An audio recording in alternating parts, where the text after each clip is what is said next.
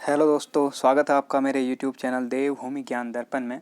तो Indian polity में हमारा चल रहा था भारत का सांविधानिक विकास, जिसके 2 पार्ट हम लोग देख चुके हैं।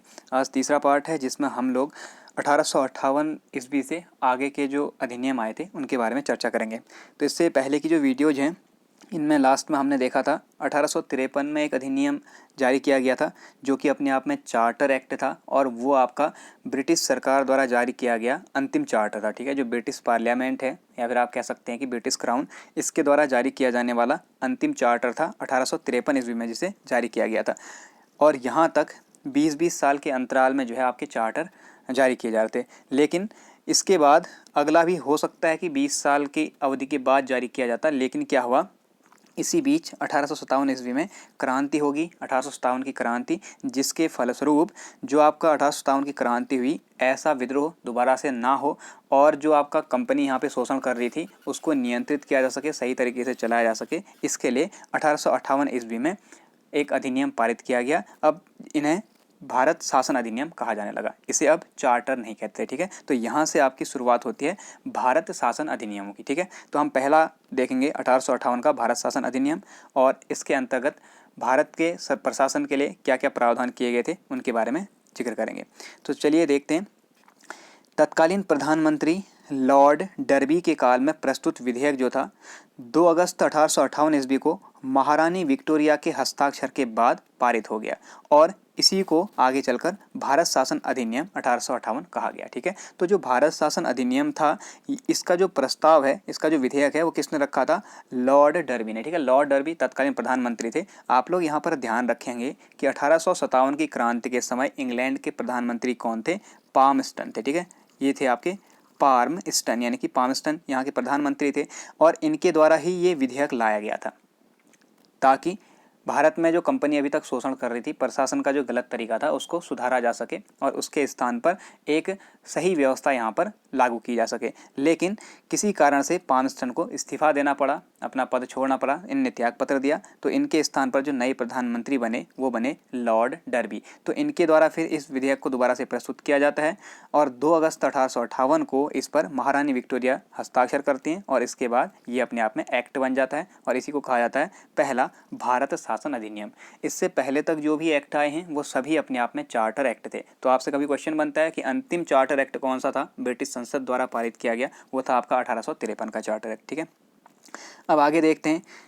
ये चीज़ ध्यान रखना कि लॉर्ड डर्बी ने ये प्रस्तुत किया था विधेयक, और 2 अगस्त 1858 को महारानी विक्टोरिया ने इसमें हस्ताक्षर करके इसे अधिनियम बना दिया। भारत के शासन को अच्छा बनाने वाला अधिनियम, इसे कहा जाता है भारत के शासन को अच्छा बनाने वाला अधिनियम। ये प्रश्न बन सकता है आगे एग्जाम में, तो ध्यान रखना। इस नाम से प्रसिद्ध इस कानून ने ईस्ट इंडिया कंपनी को समाप्त कर दिया और समस्त शक्तियां ब्रिटिश राजशाही को हस्तांतरित कर दी। बहुत ज़्यादा महत्वपूर्ण बात है, ध्यान रखेंगे आप लोग। ईस्ट इंडिया कंपनी का व्यापारिक अधिकार समाप्त किया गया था। पहली बार आपका एकाधिकार इनका समाप्त किया गया 1813 में। उसके बाद 1833 में क्या किया गया? इनका जो समस्त व्यापारिक शक्तियाँ थी उन्हें समाप्त कर दिया गया। ठीक है, और इसके बाद इनका कार्य केवल प्रशासनिक रह गया, इन्हें विशुद्ध रूप से प्रशासनिक निकाय बना दिया गया। ये हम पहले बात कर चुके हैं।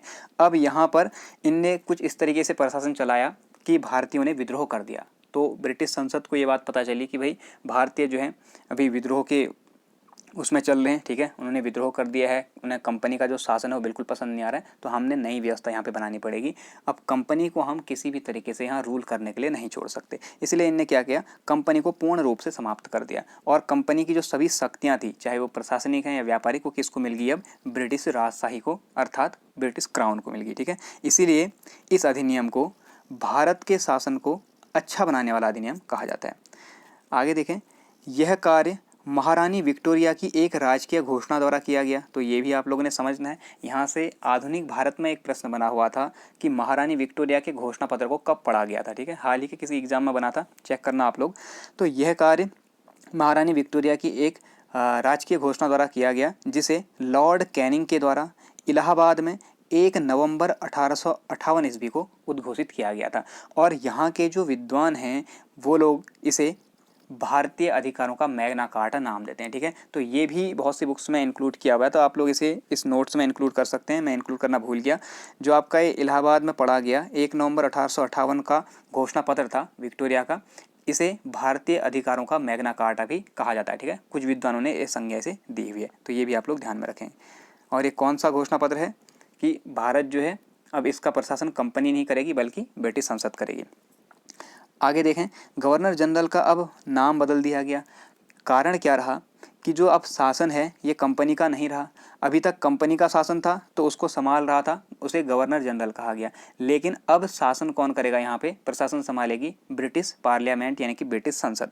तो जो यहाँ पे गवर्नर जनरल है ये क्या कार्य करेगा, ये केवल उस ब्रिटिश संसद का एक प्रतिनिधि के रूप में यहाँ पे काम करेगा। इसीलिए इसके पदनाम को बदलकर भारत का वायसराय इसे कहा गया। अर्थात वायसराय कहने का मतलब है, वाइस जैसे आपने पढ़ा होगा ना, वाइस प्रेसिडेंट होता है यानी कि एक तरीके से उपराष्ट्रपति। उप मतलब सहायक हो गया, तो ये अपने आप में उप हुआ यानी कि सहायक हुआ किसका, ब्रिटिश संसद का। और ब्रिटिश संसद के लिए यहाँ पे रॉयल शब्द यूज किया था उस टाइम, तो वाइस रॉय इसको नाम दिया गया। ठीक है, तो भारत का जो वाइस रॉय है ये आपका गवर्नर जनरल ही था। तो इस गवर्नर जनरल का नाम 1858 के एक्ट के द्वारा भारत का वायसराय कर दिया गया। अब ये भारत में केवल ब्रिटिश ताज का प्रत्यक्ष प्रतिनिधि बनकर रह गया। ठीक है, तो ये एक तरीके से प्रतिनिधि बन गया था।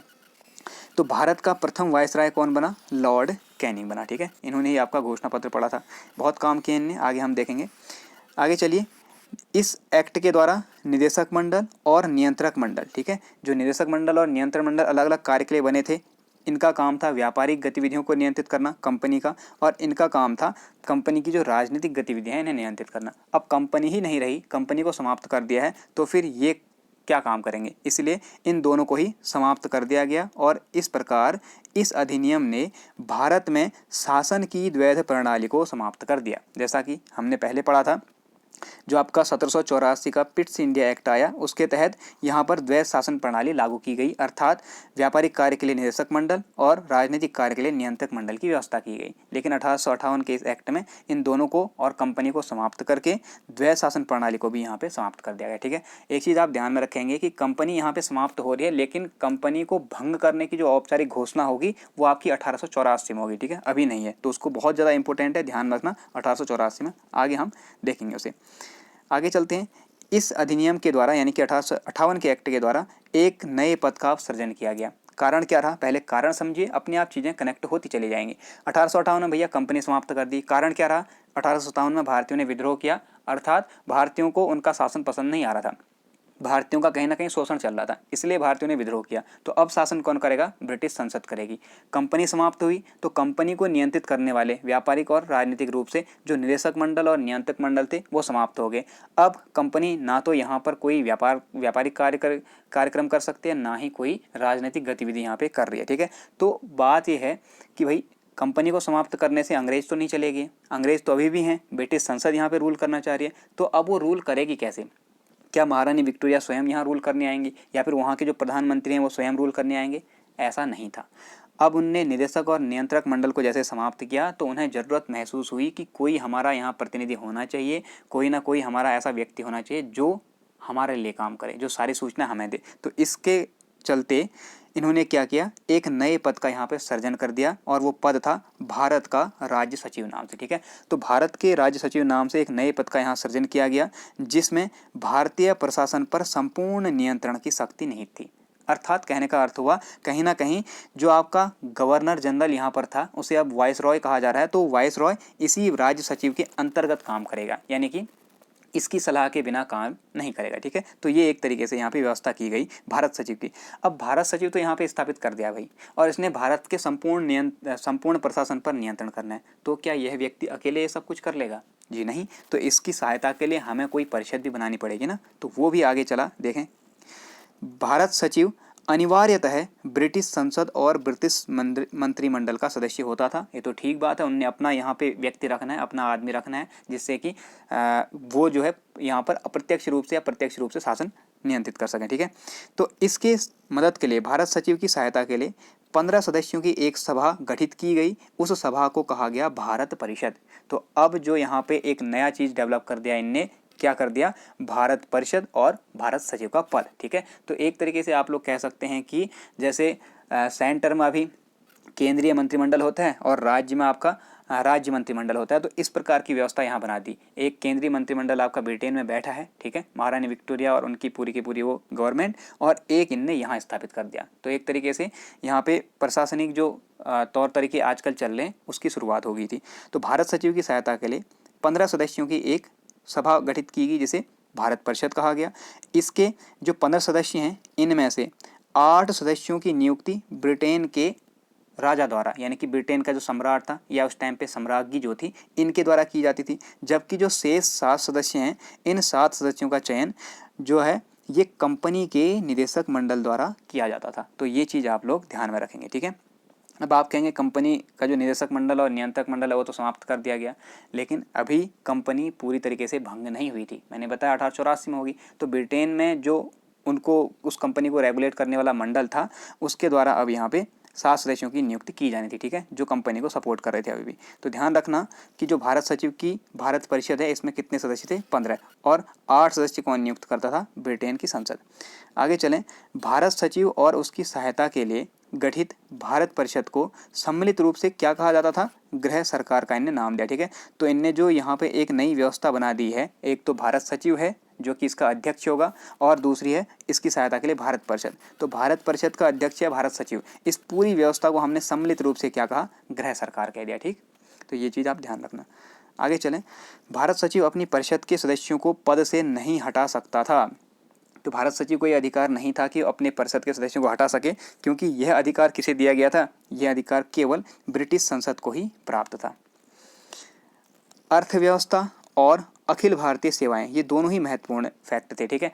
यहाँ पे सबसे ज़्यादा महत्वपूर्ण व्यवस्थाएं जो हैं, एक तो बजट है, राजस्व प्राप्ति, ठीक है, क्योंकि अंग्रेजों का मेन उद्देश्य जो था वो धन कमाना था, और दूसरा है यहाँ पे अखिल भारतीय सेवाएं। जैसे कि हमने देखा 1853 में ही भारतीयों के लिए आपका अखिल भारतीय सेवाओं के द्वार खुल चुके थे। तो अब अखिल भारतीय सेवा में भारतीय भी आने लगेंगे। तो अखिल भारतीय सेवाएं हैं और अर्थव्यवस्था, इसके विषय में भारत सचिव भारत परिषद की राय मानने के लिए बाध्य था। तो जैसे अभी होता है अखिल भारतीय सेवाओं का सर्जन जो है राज्यसभा की एक पावर है, आगे हम पढ़ेंगे उसको। तो उसी प्रकार उस टाइम भी ये कर दिया गया कि भारत सचिव भारत परिषद की राय से ही इनके बारे में जो है कोई प्रावधान कर सकेगा, ठीक है। अगला देखें, भारतीय गवर्नर जनरल, यानी कि अब इन्हें वायसराय कहा जाने लगा। पहले वायसराय लॉर्ड कैनिंग बने, ध्यान रखना। इससे पहले हमने देखा बंगाल का पहला गवर्नर, फिर बंगाल का पहला गवर्नर जनरल, फिर भारत का पहला गवर्नर जनरल। अब हम देख रहे हैं भारत का पहला वायसराय, ठीक है। तो ये सारे फैक्ट आपको याद होने चाहिए। तो भारतीय गवर्नर जनरल या वायसराय को भारत सचिव की आज्ञा अनुसार कार्य करने के लिए बाध्य कर दिया गया था, ठीक है। तो जैसा कि मैंने पहले बताया, अब वायसराय इसे इसलिए कहा जा रहा है क्योंकि ये किसके अनुसार काम कर रहा है, भारत सचिव के अनुसार। तो इसका कारण मैंने आपको बता दिया, ठीक है। तो ये था आपका भारत शासन अधिनियम 1858, जो कि 1857 की क्रांति के तुरंत बाद आया, ठीक। इसके बाद 1857 की क्रांति का जो जोश था अभी ठंडा नहीं हुआ है। उसकी जो यहाँ पे 1858 का एक्ट आया है, इससे सारी चीज़ें नहीं सुलझ पाई। तो उनमें और ज़्यादा परिवर्तन करने के लिए, चीज़ों को और सही करने के लिए 1861 में एक और अधिनियम लाया गया, ठीक है, चीज़ों को और बेहतर बनाने के लिए। तो ये बहुत ही ज़्यादा महत्वपूर्ण अधिनियम है। इस अधिनियम से इसी बार एक क्वेश्चन यहाँ पे पूछा गया था, उसको हम आगे देखेंगे, ठीक है, पोर्टफोलियो सिस्टम वाला। तो इस अधिनियम में क्या क्या प्रावधान थे उनके बारे में पढ़ लेते हैं। एक तरीके से मान के चलिए कि ये अपने आप में बहुत ज़्यादा महत्वपूर्ण है। 58 और 61 दोनों ही प्रावधान, ठीक है, दोनों ही अधिनियम। तो देखिए, इसे भी भारत परिषद अधिनियम कहा जा रहा है। इसमें क्या यहाँ पे बातें थी, 1861 के अधिनियम द्वारा अंग्रेजों ने भारत में सहयोग की नीति की शुरुआत की, जिसे उदार निरंकुशता की नीति के नाम से भी जाना जाता है। आप लोग ध्यान देंगे, 1857 की क्रांति जब हुई तो उसके तुरंत बाद 1858 में एक्ट आया। वो एक्ट मेनली बेस्ड है आपका किस पर, जो भारत का मैग्ना कार्टा कहा जाता है इसे, यानी कि अधिकार पत्र जो आपके रानी विक्टोरिया ने जारी किया था, ठीक है, जिसे 1 नवंबर 1858 को लॉर्ड कैनिंग ने इलाहाबाद के पार्क में पढ़ा था, इलाहाबाद पार्क में। तो वो उसके आधार पर आधारित था 1858 का अधिनियम, लेकिन वो पूरी तरीके से लोगों को संतुष्ट नहीं कर पाया। 1857 की क्रांति अभी भी जल रही थी, लोगों के अंदर अभी भी जीवित थी। तो यहाँ पर अंग्रेजों को ये बात स्पष्ट रूप से समझ में आ गई कि भैया अगर हमने यहाँ पर शासन को सही करना है, प्रशासन सही तरीके से चलाना है, तो हमें भारतीयों की मदद लेनी ही पड़ेगी, क्योंकि भारतीय जनता भी उद्वेलित है उग्र है। अगर हम कोई भी ऐसा नियम बनाते हैं जो कि हमारे पक्ष में और भारतीयों के पक्ष में नहीं, तो भारतीय जनता फिर से आंदोलन कर सकती है। इसीलिए हमें नियम बनाने में भी कहीं ना कहीं भारतीयों का सहयोग लेना ही पड़ेगा, ठीक है। भले ही हम उन्हें उनका प्रत्यक्ष सहयोग नहीं लेंगे या फिर उन्हें प्रत्यक्ष अधिकार नहीं देंगे, उसके बाद भी हम अप्रत्यक्ष रूप से उनका सहयोग लेंगे, और इसी नीति को कहा गया सहयोग की नीति। लेकिन यहाँ के जो विद्वान लोग थे उन्होंने ये बात समझी कि भाई भले ही अंग्रेज हमारे लिए सहयोग की नीति लेके आए हैं, लेकिन ये हमें कभी भी पूर्ण रूप से वो अधिकार नहीं दे पाएंगे जो यहाँ इनने ब्रिटिशों को दिए हुए हैं, ठीक है। इसीलिए यहाँ के लोगों ने इसे क्या कहा, उदार निरंकुशता की नीति, ठीक है। तो ये ध्यान में रखना, सहयोग की नीति या उदार निरंकुशता की नीति किस अधिनियम से संबंधित है, 1861 का अधिनियम। आगे चलते हैं, इसके प्रावधान देख लेते हैं। इस अधिनियम द्वारा सर्वप्रथम कानून बनाने की प्रक्रिया में भारतीय प्रतिनिधियों को शामिल करने की शुरुआत हुई। जैसा कि मैंने अभी बताया, सहयोग की नीति है, इनने प्रशासन चलाना है भारतीयों के सहयोग से, इसीलिए इन्होंने क्या किया, कानून बनाने की प्रक्रिया में, अर्थात आप लोग सीधे इसे याद रखेंगे संविधान की भाषा में, विधि निर्माण प्रक्रिया में, ठीक है। ऐसे क्वेश्चन बन सकता है कि विधि निर्माण प्रक्रिया में भारतीय प्रतिनिधियों को शामिल करने की शुरुआत कब हुई, 1861 के अधिनियम में की गई, अर्थात भारतीयों को पहली बार शासन में भागीदार बनाने का प्रयत्न किया गया, ठीक है। आगे देखें, वायसराय कुछ भारतीयों को गैर सरकारी सदस्यों के रूप में नामांकित कर सकता था। अब वायसराय को ये पावर दे दी कि भैया जो भी आपका विधानसभा, यहाँ पे विधान परिषद के जो गठन किया गया है, विधान परिषद जो बनाई है भारत सचिव के सहायता के लिए, यहाँ पर भारतीय सदस्यों को हम नामित कर सकते हैं। और कौन करेगा नामित, ये वायसराय करेगा। हमेशा वायसराय ने ही किया, आगे तक भी, ठीक है।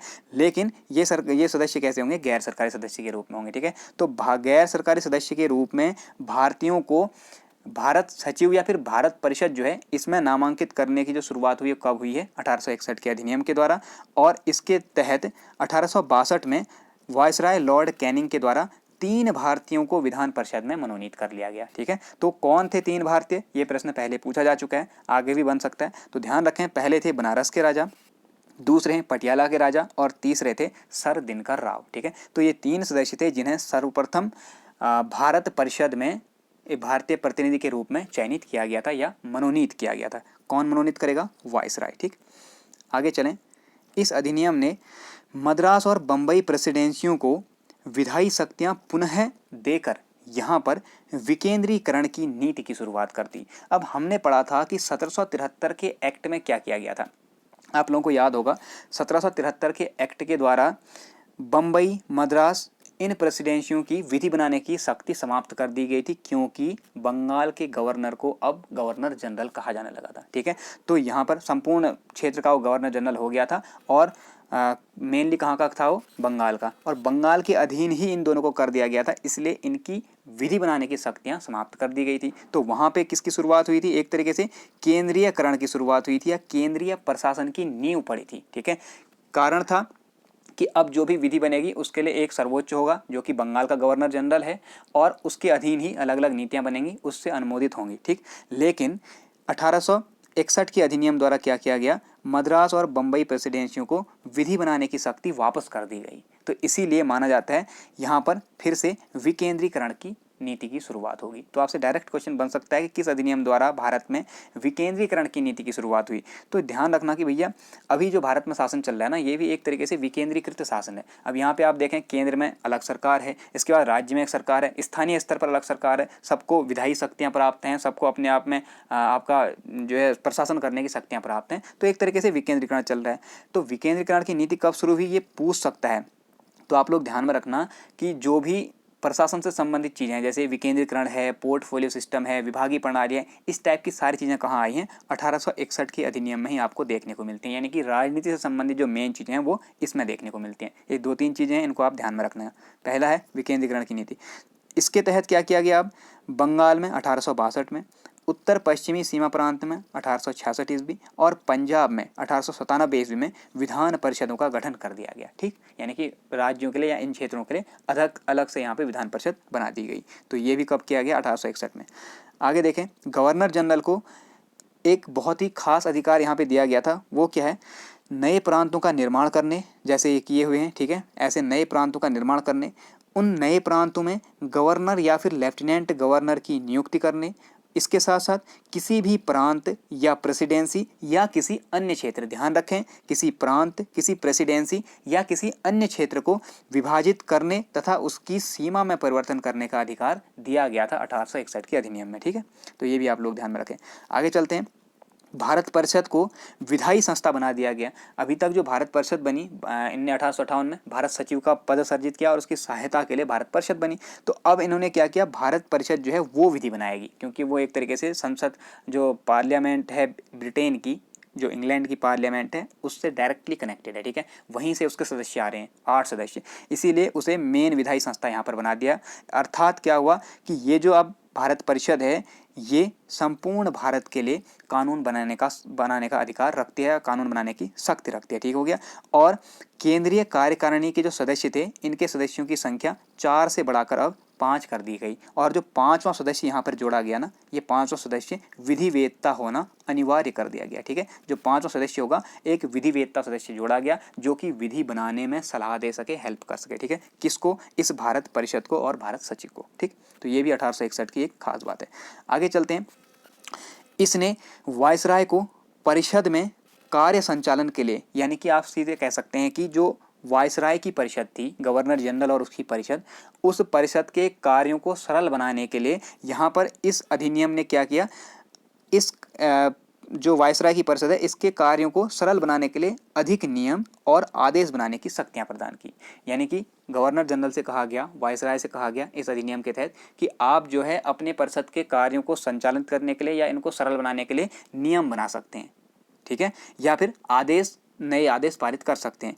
तो ये शक्ति जब वायसराय को मिल गई, तो वायसराय ने इस शक्ति के प्रयोग से क्या किया, 1859 ईस्वी में लॉर्ड कैनिंग, जो कि वायसराय थे, इनके द्वारा भारत में विभागीय प्रणाली अर्थात पोर्टफोलियो सिस्टम की शुरुआत कर दी गई। और यही प्रश्न इस बार एग्जाम में बना हुआ था कि भारत में जो ऐसे मिलान करने के लिए आया हुआ था, कौन सा सही है। तो 1861 के अधिनियम के द्वारा ही आपका भारत में पोर्टफोलियो सिस्टम की शुरुआत की गई है। ठीक है, तो ये चीज़ आप लोग ध्यान में रखना। अब यहाँ पे 1859 दिया हुआ है, लक्ष्मीकांत जी में दिया हुआ था, थोड़ा सा मुझे मिस्टेक लगा, लेकिन मैंने ऐड कर दिया इसमें, क्योंकि यहाँ पे जो है हो सकता है विभागीय प्रणाली के लिए पहले से कार्यवाही चली आ रही हो और 1861 के अधिनियम द्वारा उसे पुष्ट कर दिया हो। ठीक है, तो आप लोग ध्यान में रखना कि क्यों यहाँ पे पोर्टफोलियो सिस्टम या विभागीय प्रणाली शुरू की गई। क्योंकि जैसे यहाँ पे कोई मंत्रिमंडल है और माना कि सारे के सारे जो कार्य हैं, जैसे गृह विभाग है, रक्षा विभाग है, शिक्षा विभाग है, पर्यावरण मंत्रालय है, ठीक है, इन सभी विभागों को अगर केवल प्रधानमंत्री नरेंद्र मोदी जी संचालित करते तो उन्हें कितनी ज़्यादा समस्याएं आती, वो हर विभाग को बहुत अच्छे से संचालित नहीं कर पाते। इसीलिए उन्होंने क्या किया, अलग अलग विभागों के लिए अलग अलग मंत्री नियुक्त किए, जो कि अपने अपने क्षेत्र में सही तरीके से कार्य कर पाए। तो ये प्रणाली शुरू की किसने, लॉर्ड कैनिंग के द्वारा। क्यों, क्योंकि इनसे साफ साफ कहा गया कि भैया आप अपने परिषद का कार्य संचालन के लिए और अधिक नियम और आदेश बना सकते हैं, ताकि आपका जो कार्य है वो और अच्छी तरीके से हो सके। ठीक है, इसीलिए इनने कार्यों को बांटने के लिए यहाँ पे विभाग बनाए और इसी विभागीय प्रणाली को कहा जाता है पोर्टफोलियो सिस्टम। और इसमें क्या किया जाता है, जितने भी वो सदस्य हैं, जितने भी मंत्री हैं वहाँ पर, चाहे वो आपका गवर्नर जनरल की परिषद हो या फिर भारत सचिव की जो भारत परिषद थी वो हो, ठीक है, जहाँ पे भी ये सिस्टम लागू होगा पोर्टफोलियो सिस्टम, वहाँ पे क्या किया जाएगा, सभी मंत्रियों को अलग अलग विभाग बांट दिए जाएंगे। वो मंत्री अपने विभाग का कार्य संभालेंगे, दूसरे विभाग से उन्हें कोई मतलब नहीं है। ठीक है, तो इसी को कहा गया पोर्टफोलियो सिस्टम। तो इस व्यवस्था के तहत ही इस अधिनियम द्वारा भारत में मंत्रिमंडलीय व्यवस्था की नींव पड़ गई, जिसका जन्मदाता किसे माना जाएगा, लॉर्ड कैनिंग को। ठीक है, तो ये दोनों पॉइंट आप याद रखेंगे, पोर्टफोलियो सिस्टम, मंत्रिमंडलीय व्यवस्था, और इसके साथ साथ अभी हमने ऊपर देखी एक व्यवस्था, उसको भी आप लोग ध्यान में रखेंगे। आगे चलें। गवर्नर जनरल को इसके तहत आपातकाल की परिस्थिति में विधान परिषद की अनुमति के बिना अध्यादेश जारी करने का अधिकार प्रदान कर दिया गया। तो ये भी बहुत ज़्यादा महत्वपूर्ण फैक्ट है। आप देख रहे हैं कि पॉलिटी में जो मेन चीज़ें हम देखेंगे आगे, जैसे यहाँ का हम कार्यपालिका पढ़ेंगे, विधायिका पढ़ेंगे, ठीक है, ऐसा केंद्रीय पढ़ेंगे, चाहे राज्य का पढ़ेंगे, तो वहाँ पे आप लोग जो भी चीज़ें देखेंगे उन सभी चीज़ों को इस 1861 के एक्ट में देखा जा सकता है, उनके प्रारंभिक रूप को। ठीक है, इसलिए मैंने कहा कि जो भी ऐसी चीज़ें आएंगी संविधान से संबंधित मेन, उनको आप 1861 के एक्ट में लगा सकते हैं। तो यहाँ पे मंत्रिमंडलीय व्यवस्था है, पोर्टफोलियो सिस्टम है, ठीक है, अध्यादेश जारी करने की शक्ति है, आदि ये दी गई हैं 1861 के ही एक्ट के द्वारा। और इसमें इसे विधान परिषद की अनुमति लेने की कोई ज़रूरत नहीं थी। लेकिन इसके द्वारा जो अध्यादेश जारी किया जाएगा वो केवल 6 माह तक ही प्रभावी रह सकता था। ठीक है, 6 माह के बाद उसने दोबारा जारी करना पड़ता था। आगे देखें। इस प्रकार इस अधिनियम द्वारा भारत में संवैधानिक विकास का सूत्रपात किया गया। इसलिए ये फैक्ट मैंने अंत में ऐड कर दिया है यहाँ पे, बहुत ज़्यादा महत्वपूर्ण। आप सीधे सीधे कह सकते हैं कि जो संविधान वर्तमान में, उसकी एक छोटी सी झलक आप 1861 के अधिनियम में भी देख सकते हैं। तो भारत में संवैधानिक विकास का सूत्रपात कहाँ से माना जाता है? 1861 के अधिनियम से। ठीक है, नेक्स्ट देखें। इसके बाद 1892 में फिर एक अधिनियम लाया गया और इस बीच में कुछ नए बीच में अधिनियम आए। ठीक है, वो बहुत ज़्यादा फेमस नहीं रही। जैसे एक 1873 का अधिनियम आता है, ठीक है, एक 1876 में ऐसे आता है, तो उनको हम आगे लास्ट में देखेंगे। तो जो बहुत ज़्यादा जरूरी है, महत्वपूर्ण है, उसको देखते हैं। 1892 का अधिनियम छोटा सा अधिनियम था, कुछ चीज़ें यहाँ पर परिवर्तित की गई हैं, उनको देख लेते हैं। सबसे पहला देखिए, 1885 में कांग्रेस की स्थापना हो चुकी थी, आप लोग सभी जानते हैं। ठीक है, और इसके बाद 1884 के आसपास इल्बर्ट बिल विवाद आया हुआ था। ठीक है, तो इन दोनों ही कारणों से क्या हुआ, भारतीयों में एक जोश था। कांग्रेस ने भारतीयों को बहुत ज़्यादा हिम्मत दी, उन्हें मंच पर आने के लिए एक मंच प्रदान किया। ठीक है, अपनी बात रखने के लिए उन्हें जागरूक किया कि कैसे आप प्रतिनिधित्व कर सकते हैं, क्या आपकी समस्या हैं, ब्रिटिश यहाँ पे कैसे राज कर रहे हैं। और इसी बीच एक इल्बर्ट बिल विवाद भी हुआ था। तो इल्बर्ट बिल विवाद से भारतीय भड़के हुए थे। तो क्या हुआ कि भारतीयों को प्रशासन तथा विधि निर्माण में और अधिक प्रतिनिधित्व देने की मांग उठने लगी। ठीक है, भारतीयों को प्रशासन में, भारत के प्रशासन में और विधि निर्माण की प्रक्रिया में और अधिक प्रतिनिधित्व देने की मांग उठने लगी, क्योंकि इससे पहले 1861 वाले अधिनियम में भारतीयों को सम्मिलित कर लिया गया है। कहाँ पर? जो भारत परिषद है उसमें। ठीक है, तो और अधिक प्रतिनिधित्व देने की मांग उठने लगी। इसी मांग के फलस्वरूप ही यह 1892 का अधिनियम पारित किया गया और भारतीयों के लिए कुछ प्रावधान किए गए। क्या वो प्रावधान है, उन्हें देखें। इस अधिनियम के द्वारा, 1892 के अधिनियम द्वारा परिषद के अधिकारों में वृद्धि कर दी गई। ठीक है, जो भारतीय परिषद थी, भारत परिषद, उसमें भारतीय सदस्य भी होते थे, इनने ऐड कर लिए इससे पहले वाले अधिनियम में।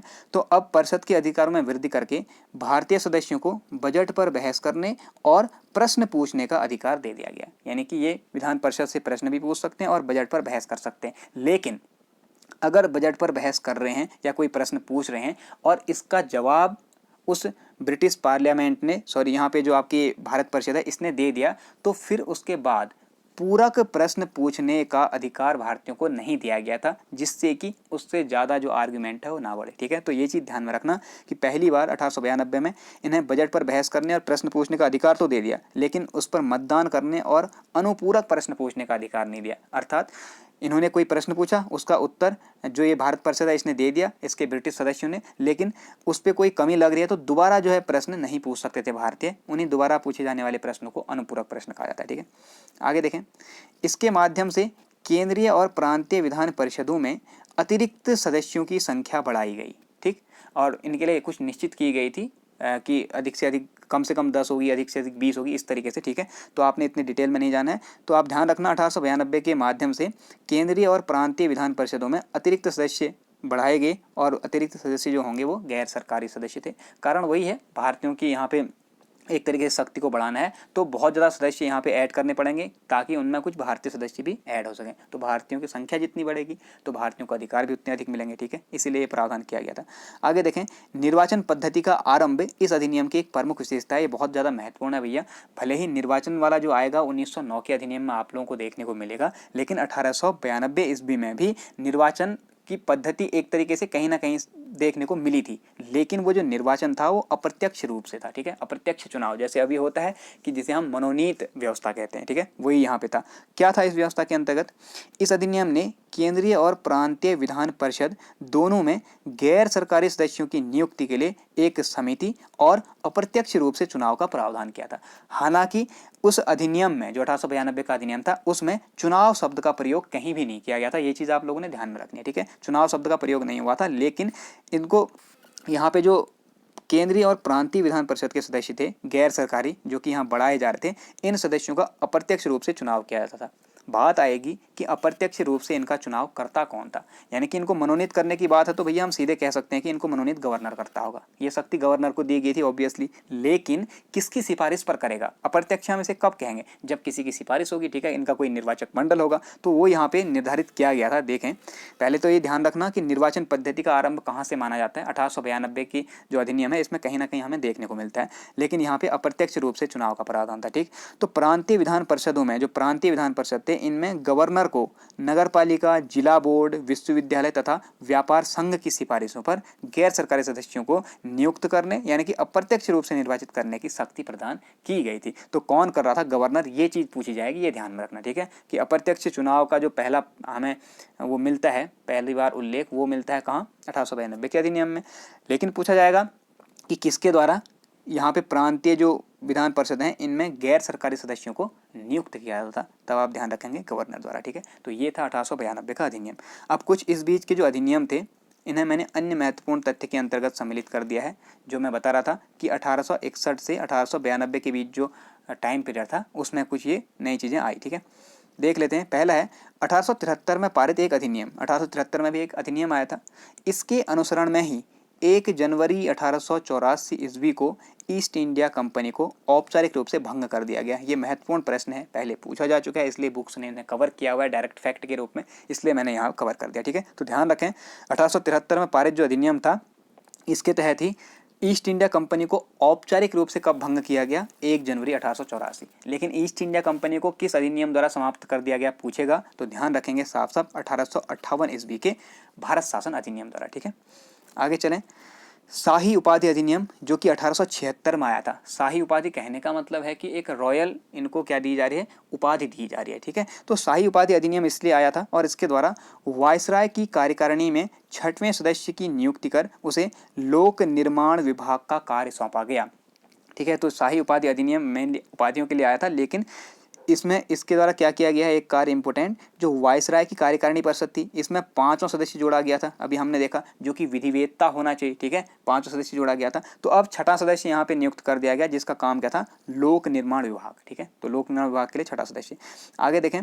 28 अप्रैल 1876 को एक घोषणा द्वारा महारानी विक्टोरिया को भारत की सम्राज्ञी घोषित कर दिया गया। ये प्रश्न बन चुका है इससे पहले भी एग्जाम में, UKSSC ने बनाया है, तो आप लोग ध्यान में रखना कि 28 अप्रैल 1876 के दिन ही महारानी विक्टोरिया को भारत की सम्राज्ञी घोषित किया गया था। जबकि बहुत सी बुक्स में आपने पढ़ा होगा 1858 का जो अधिनियम आया था, इस अधिनियम में महारानी विक्टोरिया को भारत की सम्राज्ञी कहा गया, ठीक है। ये फैक्ट ठीक है, इन्हें भारत की सम्राज्ञी कहा गया था क्योंकि उस टाइम पे यही शासन कर रही थी इंग्लैंड में, ब्रिटिश पार्लियामेंट में यही शासन कर रही थी। और जब यहाँ की शक्ति जो कंपनी के द्वारा यहाँ प्रशासन हो रहा था, वो प्रशासन की शक्ति जब सीधे ब्रिटिश पार्लियामेंट के हाथ में गई, तब यहाँ पे इन महारानी विक्टोरिया को ही भारत की सम्राज्ञी माना गया। लेकिन औपचारिक रूप से इन्हें कब घोषित किया गया था? 1876 ईस्वी में, ठीक है। 28 अप्रैल 1876 को। ये चीज़ आप लोग ध्यान में रखना। तो ये भी किस अधिनियम के तहत? इसी शाही उपाधि अधिनियम के तहत आया था, ठीक। तो ये कुछ महत्वपूर्ण फैक्ट थे जिसमें हमने जो इन वीडियो में हमने कवर कर लिए और जिसके अंतर्गत हम 1892 तक के एक्ट हमने कवर कर लिए, ठीक है। आई होप कि आप लोगों को वीडियो पसंद आ रही होंगी, और अगर वीडियो हेल्पफुल लग रही है तो आप लोग कमेंट करके बता सकते हैं और ज़्यादा से ज़्यादा वीडियो को शेयर कर सकते हैं, ठीक है। तो मिलते हैं नेक्स्ट वीडियो में, तब तक अपना ध्यान रखें, अच्छे से पढ़ाई करें। Thank you.